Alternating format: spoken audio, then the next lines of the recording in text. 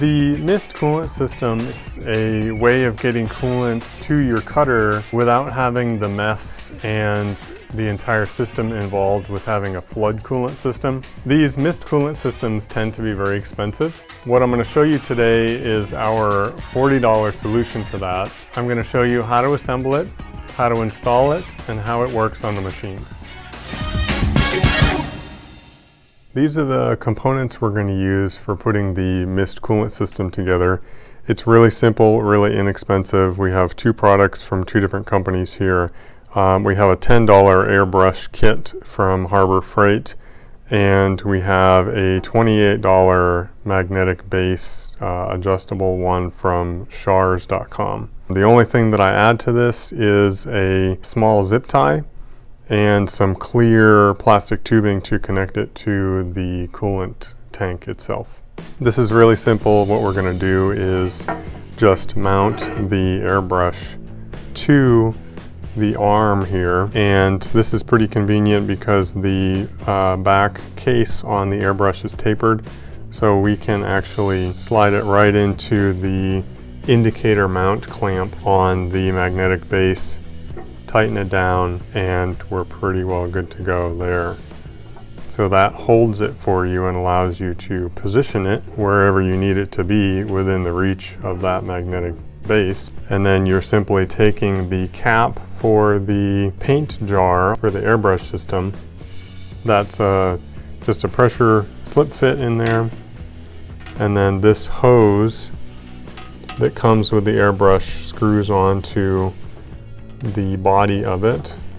It's got a seal in there, and then this cap down here is going to mount to your air supply. This is standard 1/4 inch NPT pipe thread, and I believe this piece also comes with the kit, and you just connect that to your compressor. Set your pressure on it, maybe 20 psi, something like that. Probably best to put it on a regulator so you can adjust it. Your hose for the coolant is going to connect to here. As if it was paint, you're using the connector on the paint jar, and then you're good to go. It operates just like you do an airbrush. You have the coolant coming in, you have the air coming in, and you're turning on the airbrush with the top button here. That's what I used the zip tie for. So that guy, so I'm going to slide this on here. This goes here. And that's what I use for an on-off switch. I just slide it over the button when I'm going to use it, pop it off when I'm done, and that's what I use. Quickest, simplest thing I've come up with. It would be good to find something better, but that's pretty much as fast as it gets. Position it, spray, do your cutting, and you're good to go.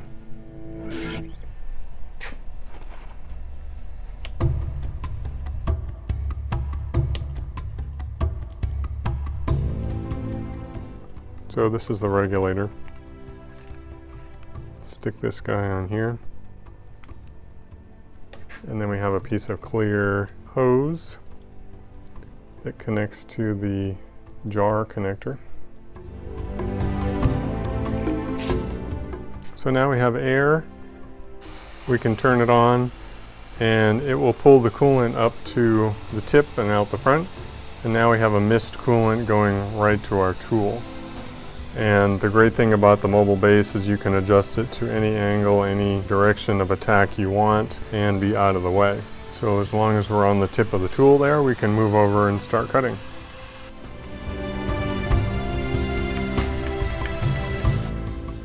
The reason that I've decided to build these is the cost, mostly. I've used some very good industrial systems. They do tend to be expensive. You might be looking at $200, $300, $400, $600 depending on the system that you're looking at. This one is literally a $38 solution to that. So for about 40 bucks, you can have one on every machine.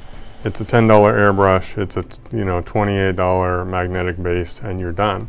I even go so far as to have a couple extras hanging around that I can just swap out when I need to fix one, because I don't like to stop and fix it while I'm doing a project. We have probably a dozen machines in the shop that can use one of these, and I like to have one set up on each machine that lives there all the time.